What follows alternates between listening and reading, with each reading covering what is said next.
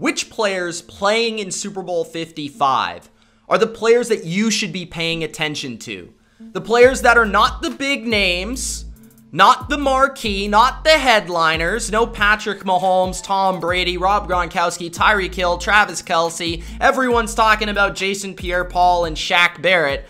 I'm talking about the X factors. The guys that are unheralded, underrated, off the radar, that you need to keep your eyes on Super Bowl Sunday. These are the top 5 Super Bowl 55 X factors. In this video, I'm going to give you the guys that could make the difference in a win or a loss this Super Bowl. Before I give you my top 5 Super Bowl 55 X factors, make sure you do Gronk spike that like button, and don't forget to subscribe to the Bottom Line View for more NFL and Super Bowl 55 content just like this. Also, comment your opinion in the comment section below. Let me know who you believe is the biggest X factor, which player, coach, or position group do you believe will have an impact that nobody really sees coming, or could make the difference in a win or a loss for the Bucs or the Chiefs. I just want to say, there are no marquee names on this list. There are no quarterbacks, no really big-time wide receivers. The tight ends are getting a ton of attention, and there are no coaches, because everybody's talking about these people and these aspects and these individuals in Super Bowl 55. I want to give you the next layer. Let's dive a little bit deeper into the depth chart of Super Bowl 55 and talk about some players that I believe could have a big impact on both sides of the football. Let's kick it off at number 5. with a player that perhaps has been the most underrated NFL player of the 2010s. I'm talking about Levante David, linebacker of the Tampa Bay Buccaneers. Levante David, to me, is an X factor in this game and needs to be getting more attention because he is the communicator, the leader of the Tampa Bay Buccaneer defense. And the role he plays in this game is going to absolutely be crucial to the success of the Bucs defense versus Patrick Mahomes, Andy Reid, and this entire Chiefs phenomenal, explosive offense. Every aspect of what Levante David does in Super Bowl 55 is going to have to be phenomenal. David does so many things for this defense, starting with his leadership. Levante David is the main communicator, the play caller, the guy that plays chess with the opposing quarterback on every given play and any given drive. And that is so big in a Super Bowl because you're going to see plays, concepts that you've seen on film all season long. And you're going to see formations and plays that you haven't seen at all. And it's up to that communicator, that leader that has all this knowledge to communicate with his defense from the secondary to the front. Levante David's ability to put his players around him, similarly to a Mahomes or a Brady as a quarterback, is going to make the difference on how well the Bucs are able to produce and to function on Super Bowl Sunday. The tackling of Levante David is going to be absolutely huge because Levante David is that guy in the middle of the field. So those crossers, those underneath plays, those screens, even the running game, you need to account for if you're Levante David. You need to stop those yak plays in their tracks to stop this Chiefs offense. That is huge. Then you talk about who's going to match up with Travis Kelce. And in the first game, a lot of it was Levante David as a linebacker playing one-on-one with Travis Kelce. And he's one of the few linebackers in the NFL that is agile enough, quick enough to cut in and out of breaks with Travis Kelce while also maintaining the size to man him up in some situations. I'm not saying he's going to be man on him all day, but he's going to be one of the closest defenders on any given play versus the best tight end in football right now, Travis Kelce, and a focal point of that Chief offense. So he is crucial in that regard. Overall, from every aspect of his game, Levante David is going to have to perform at a very high level in order for this Bucs team to win the Super Bowl. My number 4 X Factor for Super Bowl 55 is the secondary weapons, specifically the secondary wide receivers for the Chiefs. Now, you might have anticipated that I said the Bucs there, but I'm actually going with the Chiefs. And here's why. In the first game, week 12 of this season, Tyreek Hill went absolutely off against the Tampa Bay Bucs. And I guarantee you that Todd Bowles is not going to allow that to happen, at least to the degree that it happened in the first matchup. Tyreek Hill is not going to have 200 yards in this game. If he does, I would be stunned, shocked.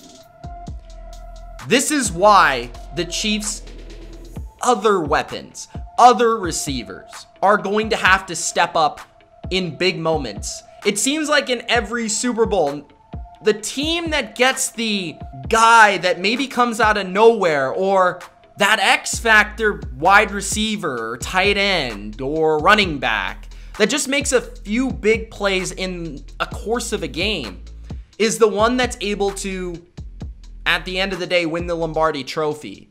And for Kansas City, those players are Sammy Watkins, Mecole Hardman, and you could throw in Demarcus Robinson, as well as the Chiefs running backs. I think all of those players apply to this X factor. Travis Kelce and Tyreek Hill are the main focal points of this Chiefs offense. And yes, they'll contribute. If the Chiefs are going to win this game, they need to contribute. But I believe that Sammy Watkins and Mecole Hardman specifically are going to have to make a few plays in this game to be the difference. They're going to have to threaten this Bucs defense and create a big splash play here and there, because the Bucs are going to focus on taking away Kelce and Hill.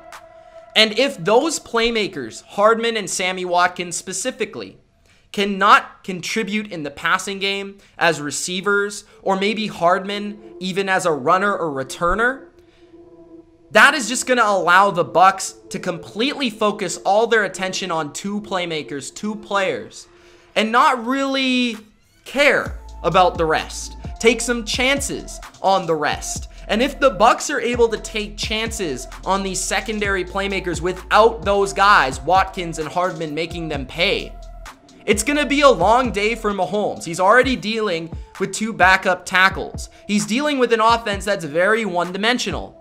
And if the Bucs are able to hone in on just Kelce and Hill, as hard as that can be, they're a talented defense. They'll be able to do it.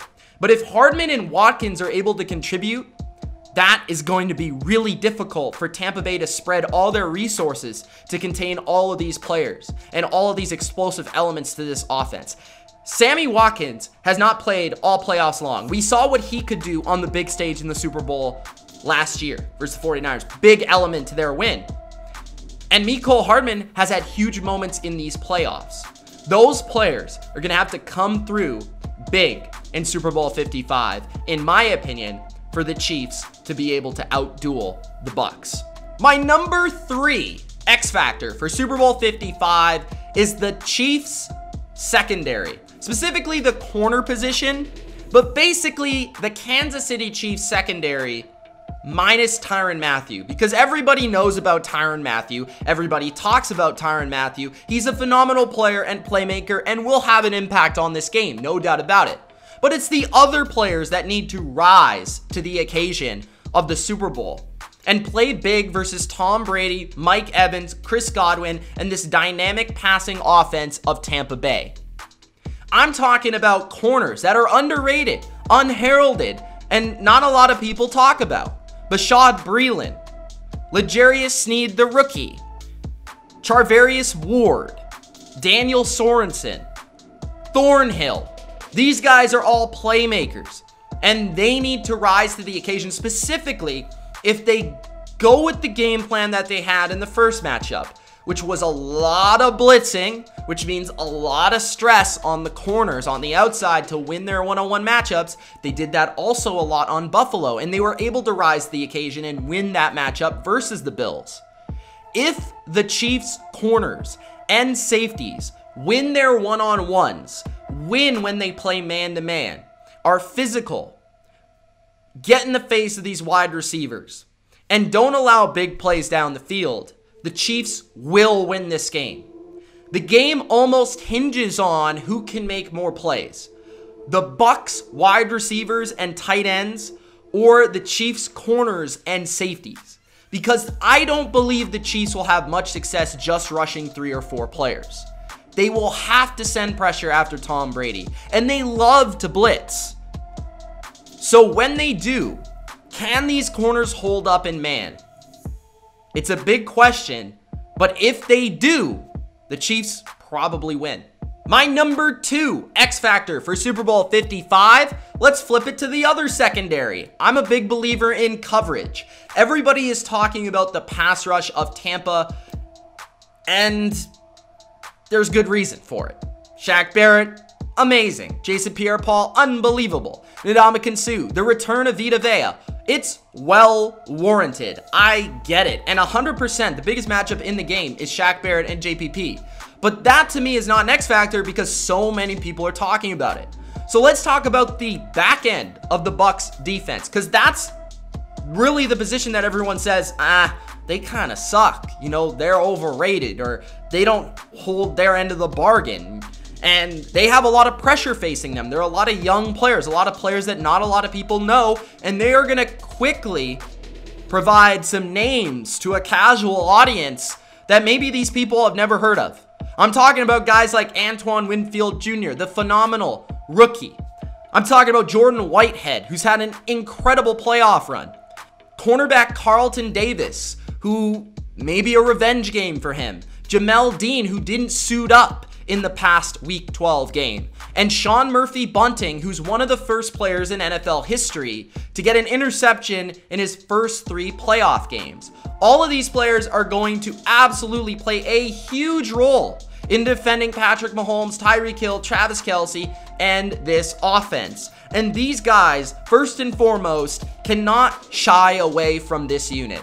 They have to get in the face of these receivers. They have to make life difficult to allow their pass rush to get there, but they also have to keep in mind that they cannot let Tyreek Hill beat them. They need to be focused. They need to be better this time around. They cannot give up the deep ball, the big play, first and foremost. And secondly, they probably need to come through with a few big plays in this game. An interception, a big third down stop. They need to play big. They need to play the best they've played all year long. And it's just as crucial that these guys know their assignment, don't get beat over the top, communicate, as it is for the front to get pressure on Mahomes. Not enough people are talking about that, but the growth of this young secondary that we've seen before our eyes over this past playoff run is going to play just as big of a role as that pass rush for Tampa. So they are a huge X factor in this game. My number 1 X factor in Super Bowl 55 is the Tampa Bay Buccaneers offensive line. The reason why the biggest X factor in this game is Tampa Bay's offensive line is because I believe, without a shadow of a doubt, that if the Bucs dominate the line of scrimmage on their offensive line, they will win this game. If the Bucs are able to run the ball successfully, get push in the running game, it will go a long way to keeping Patrick Mahomes off the field. That will mean less time for Mahomes to operate, more time for Tom Brady to stay on the field, and probably more importantly, a lot of efficiency on early downs. The Bucs love to run the ball on early downs. That's what we've seen all playoffs long, and that's what they need to be successful with in this game to continue to move the chains and to score points. It's up to the Bucs offensive line to do that. And then it's up to the Bucs offensive line to protect Tom Brady. They know that they're going to see a lot of complex looks, a lot of complex blitzes, stunts to get pressure on Tom Brady. They know that they are dealing with Chris Jones, one of the best interior pass rushers in the league, Frank Clark, who's been clutch in the playoffs the last 2 years. They know the task. And if they're able to live up to the task and win this matchup and dominate this matchup, I believe the Bucs will win this game.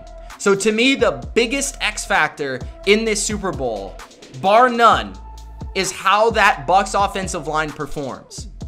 This playoffs, they've been great, but can they do it one more time to allow the Bucs to get the upset? Those are my 5 Super Bowl X Factors for Super Bowl 55. Let me know your biggest X Factor. And remember, an X Factor is not a quarterback, a big weapon, a big name. It's these under-the-radar guys and positions that will have a huge impact on the winner and the loser of Super Bowl 55. It's Mitch. Thanks for watching. Peace.